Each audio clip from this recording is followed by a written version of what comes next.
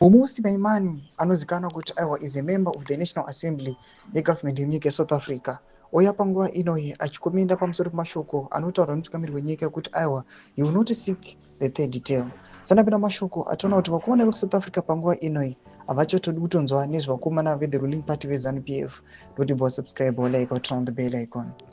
Tipinda pahendo aiwa yaMumusi Maimani anouya achireply pane post yamuno kuna ikanzi the president of Zimbabwe says he will not seek re-election.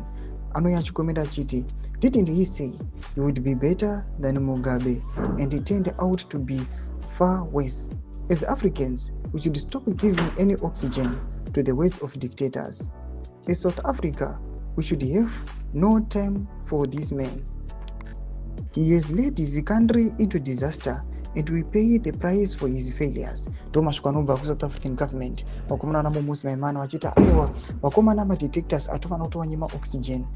In other words, ausama kuti vakomana havafani kurarama just because they do not mean their words. Vakapinda vachita aiwa they are going to be better than Mugabe. Panguva inoi vatova worse. They've destroyed the country and the effect iri kunyasa kusafwa nevakomana vari kuSouth Africa. Noti zvimongoziva kuti nyika yakangodhakwa. Vanhu vese vanobuda vakananga kuSouth Africa. Wana macases anenge achiitika erobhari zvakasiyana siyana munyika yeSouth Africa kuti kunzi maforeigners maZimbabweans. Chitiko chatikuona kuti even the South African government panguva inoi haisi kufara nechitiko ichi. Vari kukola apo vachiti aiwa he must resign, he must go. Mashoko atikuona kuti ari kutaurwa panapa the member of the National Assembly yemunyika yeSouth Africa. Zvashamisa vanhu kuti aiwa havasi vagari vemunyika yeZimbabwe chete vari kuti aiwa mutungamiriri wenyika yeZimbabwe ngavachirwa pasi nebato rake, but even nevakomana vemuSouthern Africa they are not happy.